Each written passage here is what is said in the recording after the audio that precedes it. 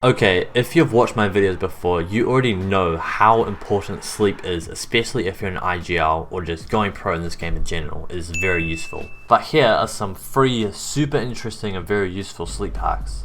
Number 1, on days where you know the next day you have like an important tournament or maybe like an exam for school, for example, and then you're just struggling to fall asleep because you have that anxiety because you're like, oh, I need to get good sleep, I need to fall asleep quickly. There is this weird strategy that I know to get yourself out of that situation and just to get yourself to fall asleep quickly, which I think sounds kind of cringe, but whatever. It's to, instead of thinking about falling asleep, just like appreciate and recognize how like you just have hours of time right now just to lie in your bed and just relax and basically just do nothing. Kind of just feel like you're just going to lie down just to like relax, not even to sleep really. And then after you start relaxing, your brain will just start to fall asleep so much easier. Number 2. Okay, now this one's really interesting. If you did get terrible sleep for some reason, and you can't go back and fix that, and now you're on a day where there's an important tournament or exam or something like that, what you can start to do, which is pretty funny, is you can just start to convince your brain and literally just lie to it about how you don't feel that bad, and you probably just didn't really get that bad sleep, and you're just completely fine. Go outside, do some active things, like just a walk or like a light run or something like that. Not too much where it's going to exhaust you so much, but just enough so your body's active. Definitely do not sit down all day, otherwise that's just going to be a disaster and you're going to get more and more tired and lazy feeling.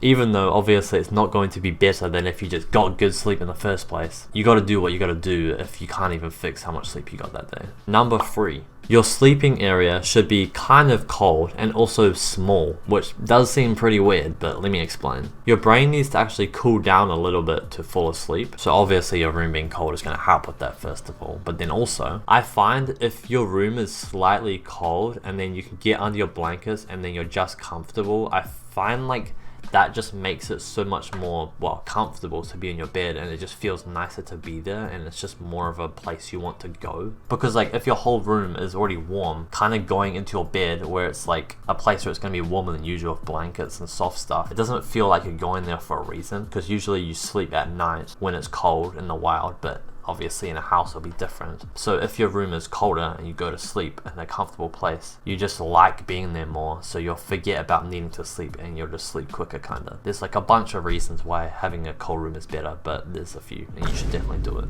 Obviously you can use an air conditioning if you have it, that'll be great, or if you don't have that you can use a fan, or you can just have less layers on you.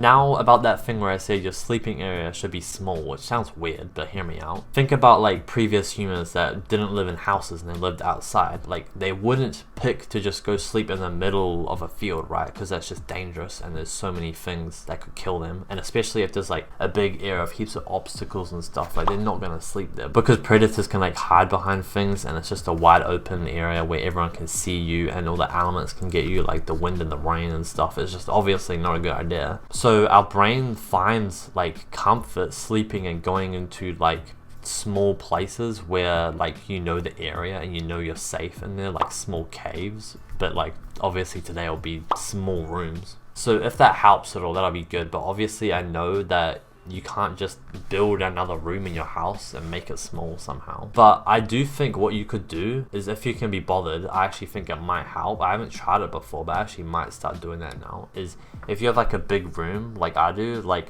you can split your room in half with like a sheet literally hanging off the roof. I don't know what you use to do that, I haven't thought about that yet, but I think that could actually help because you just make the area where you're sleeping a separate area and it's small, so you feel way more safe in there, and it just makes it way easier to fall asleep. Okay, one quick bonus tip is if you know like in the morning you get woken up early by other people in your house, like leaving to go to work or stuff like that, or opening doors and whatnot early in the morning before you want to wake up, which makes you get bad sleep, then what you can do is, what I've done is, like you can get a fan, right? Just any fan, just has to make sound, and just put it on. Doesn't even have to be facing towards you, it's just on purely for like the constant sound. And what that does is basically the fan is a constant sound, and your brain will get comfortable with being safe in that environment with that constant sound because it hasn't done any harm to them. And then what that will do is basically, if someone makes a small sound, like a small footstep somewhere, it won't wake you up because your brain is already used to the amount of sound from the fan. And also it'll just drain out any other small sounds.